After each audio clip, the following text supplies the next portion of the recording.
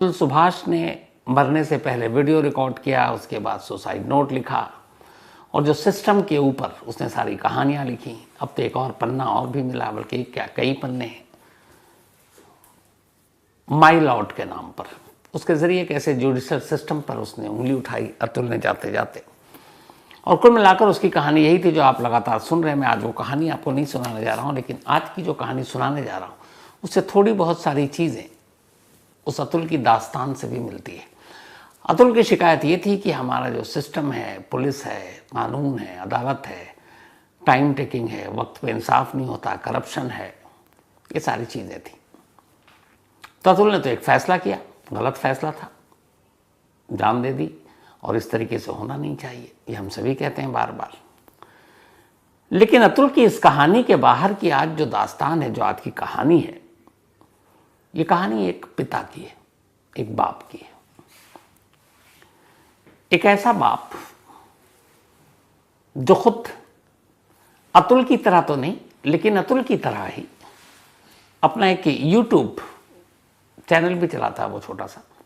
और उस यूट्यूब पे वो एक दिन आता है और आखिर में एक लाइन कहता है कि जो मैंने किया है ये देश की तमाम बेटियों के नाम पर है। और उसने क्या किया था? एक कत्ल। एक शख्स जो कुवैत में नौकरी करता है पिछले 15 सालों से, नौकरी करने के दौरान अचानक वो अपने मालिक से एक दिन कहता है कि मुझे सिर्फ 4 दिन की छुट्टी दे दीजिए।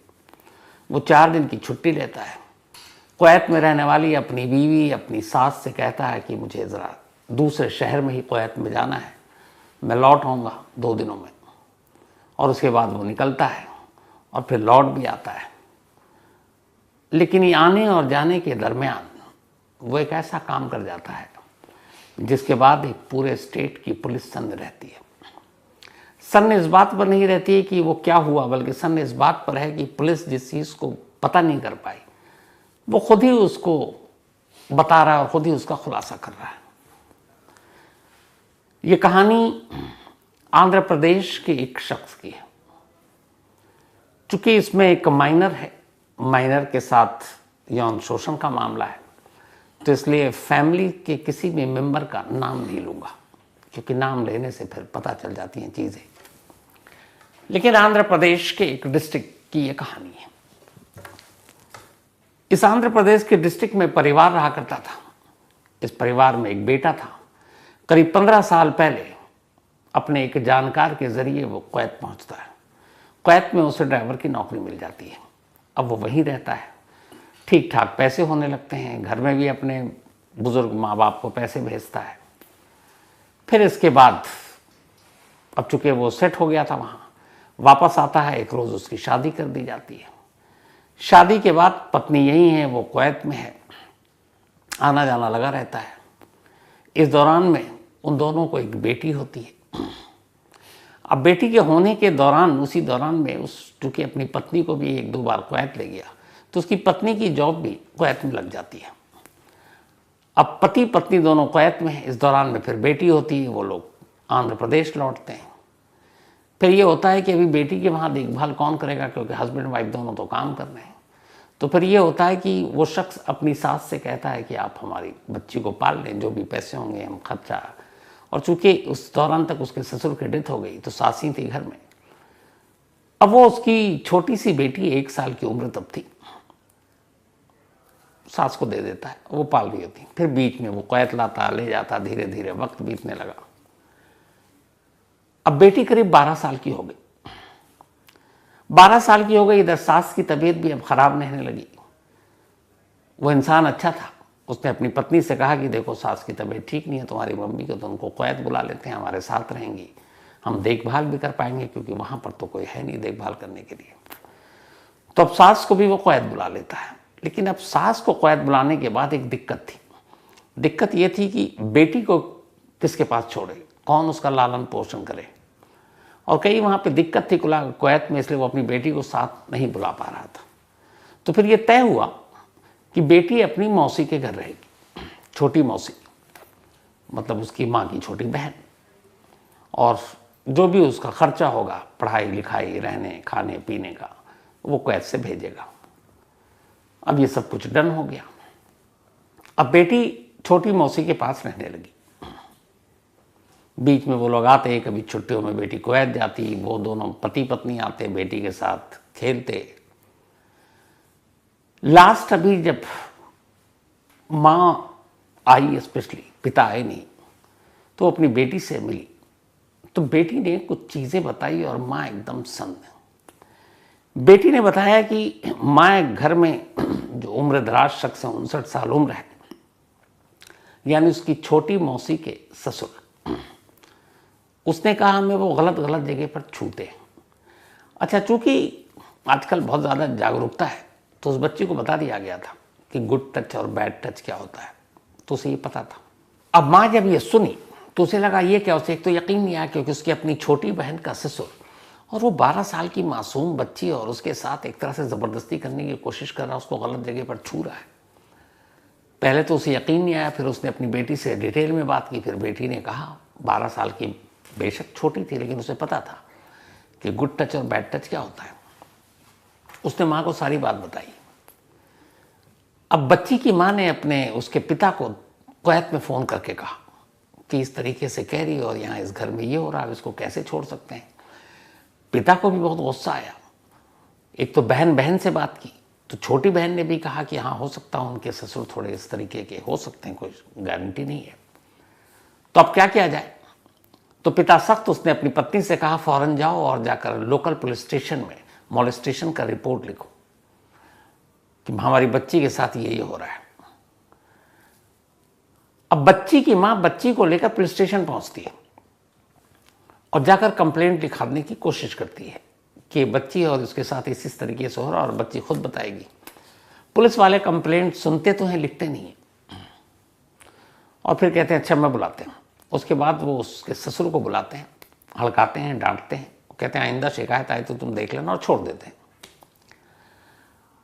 अब इधर माँ को वापस जाना है। दो ही सूरत है कि बेटी को साथ लेकर जाए, क्योंकि अब बेटी को छोड़ नहीं सकती, क्योंकि उसके पीछे में क्या होगा पता नहीं।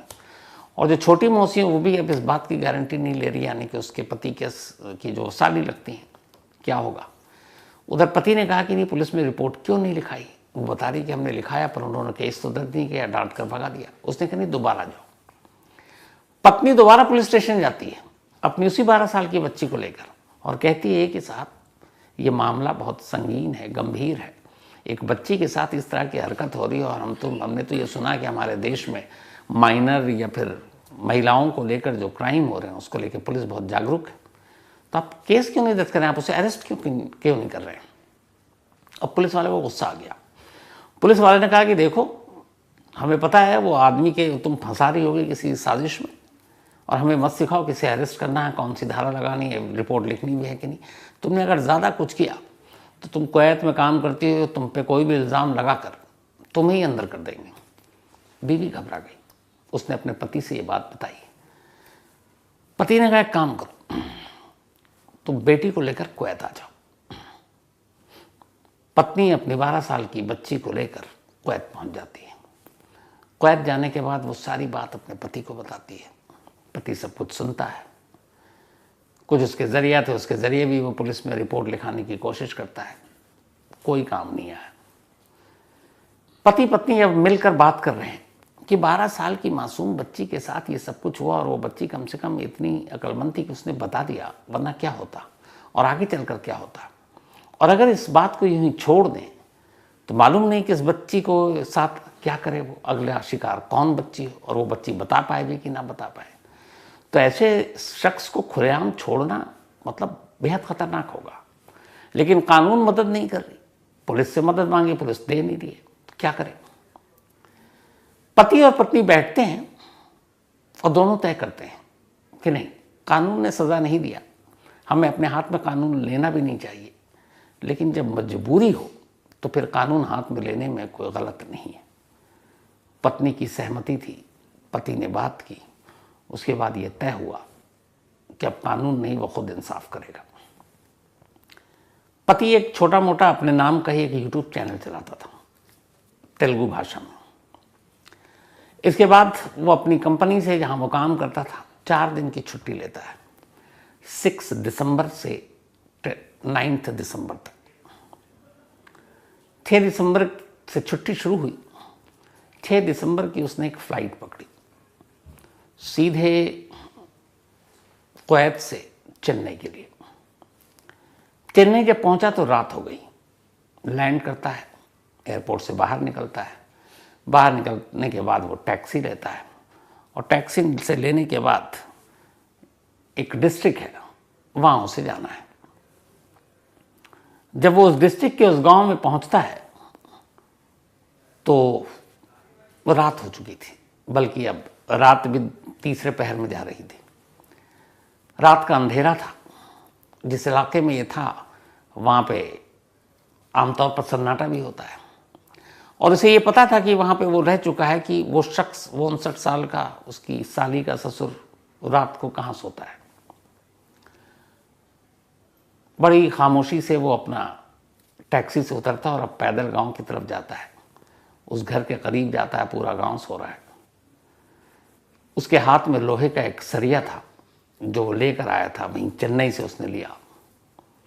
उसके बाद सोते हुए चारपाई पर उस शख्स को रात के अंधेरे में जाकर एक जोर का वार उसके सर पे मारता है। आवाज़ भी नहीं निकलती। इसके बाद दूसरा वार मारता है। आसपास कोई नहीं था। इसके बाद वो टटोलता है, देखता है जख्म कितना गहरा है। उसे यकीन हो चला कि वो मर गया। वापस सरिया वहीं फेंकता है, गांव से निकलता है। थोड़ी दूर जाने के बाद उसने वो टैक्सी से जिससे आया था उसको रुकवा कर रखा था। उसी कैब में बैठता है और सीधे चेन्नई के लिए निकल जाता है। अब सैटरडे हो चुका था। चेन्नई में उसकी वापसी की फ्लाइट पहले से बुक थी। चेन्नई पहुंचकर वो सीधे एयरपोर्ट जाता है। फ्लाइट जो टाइम था टाइम पर। इसके बाद वो आराम से बिना किसी खौफ के चेक इन करता है, बोर्ड होता है और चेन्नई से वापस कुवैत पहुंच जाता है, सैटरडे की रात और संडे की सुबह के दरमियान। अब वो वहां पहुंच गया। इधर सुबह हुई, गांव में सुबह हुई तो लोगों ने देखा कि सर पर गहरी चोट से एक 59 साल का शख्स मरा पड़ा है। फौरन पुलिस को खबर दी जाती है। पुलिस आती है, पुलिस तफ्तीश करती है, पर ऐसा कोई सुराग ही नहीं मिलता कि कातिल का पता चले। कत्ल की वजह भी नहीं मालूम, क्या दुश्मनी हो सकती है ये भी पता नहीं। तो पुलिस अपना यूं ही खाना पूर्ति के लिए तफ्तीश कर रही है, कोई पता नहीं चल रहा है। संडे से मंडे हो गया, मंडे से ट्यूसडे हो गया, ट्यूसडे से वेडनेसडे हो गया, कातिल का कोई पता नहीं।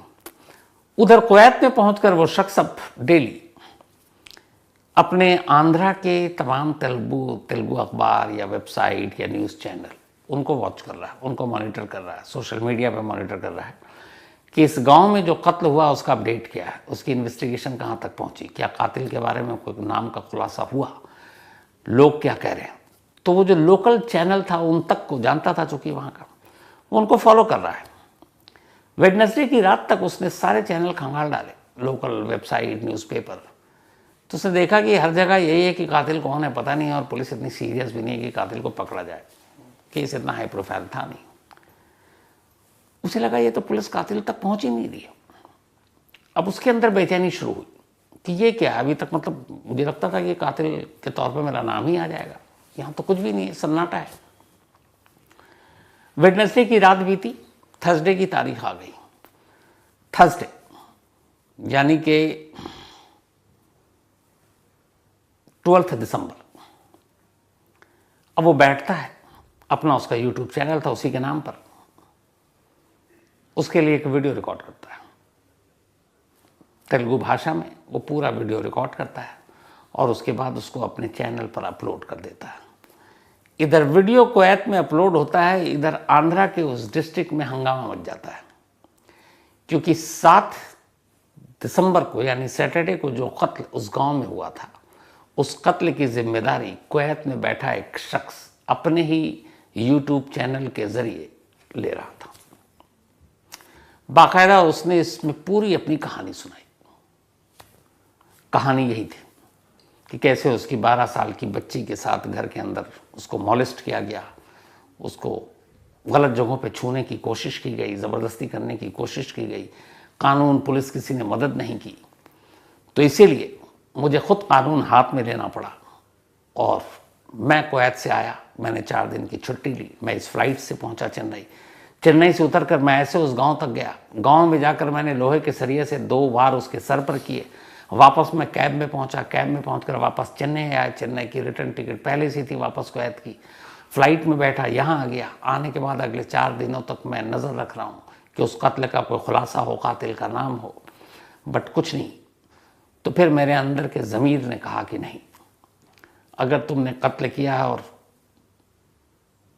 उसकी वजह कुछ और है तो फिर आगे बढ़कर जिम्मेदारी लो और अपने आप को कानून के हवाले करो। तो इसीलिए मैंने ये वीडियो बनाया और मैं खुद अपना वीडियो, ये मेरा कन्फेशन है और मैं इसको अपलोड कर रहा हूँ और पोस्ट कर रहा हूँ अपने चैनल पर। और वो जो हमारी लोकल पुलिस है उस तक मैं ये कहना चाहता हूँ अपने इस वीडियो के ज़रिए कि उस शख्स का कत्ल मैंने किया और ये कत्ल शायद ना करता अगर पुलिस अपना काम कर लेती। आखिर में ये भी कहता है कि ये कत्ल मैंने सिर्फ उस शख्स के लिए नहीं बल्कि भारत की हर बेटियों के लिए किया है, उन बेटियों के लिए जिनके साथ ऐसी चीज़ें होती हैं और पता नहीं चलता, पुलिस उनके खिलाफ एक्शन नहीं लेती, पुलिस वक्त पर कार्रवाई नहीं करती। तो जब ऐसा नहीं होता तो फिर किसी न किसी को कानून हाथ में लेना पड़ता है। तो ये तमाम बेटियों के लिए मेरी तरफ से एक इंसाफ का पैगाम था और इसलिए मैंने ये किया। और अब मैं सरेंडर करना चाहता हूँ, मैं कानून से भागना नहीं चाहता हूँ। मुझे जो करना था मैंने कर दिया, मेरा कोई क्रिमिनल रिकॉर्ड नहीं है, कोई बैकग्राउंड नहीं है, पर इस कत्ल के बाद भागना जो है मुझे लगा कि सही नहीं है, क्योंकि मकसद मेरा कुछ और था। मकसद था मुझे इंसाफ। एक 12 साल की मासूम बच्ची, मेरी बेटी, उसके दिल ज़हन पे क्या गुजरी होगी, मैं ये सोच कर सिहर जाता हूँ। ऐसे लोगों को सज़ा देना ज़रूरी है और हमारा कानून इंसाफ इतनी जल्दी उन्हें सज़ा नहीं देता। तो मजबूर होकर मैंने ये काम किया, लेकिन अब मैं उसी कानून की इज्जत करते हुए उस कानून के आगे नतमस्तक हूँ और सरेंडर कर रहा हूँ। अब जब ये वीडियो आया तो पूरे गांव में खलबली मच गई, वायरल हो गया पूरे आंध्रा में।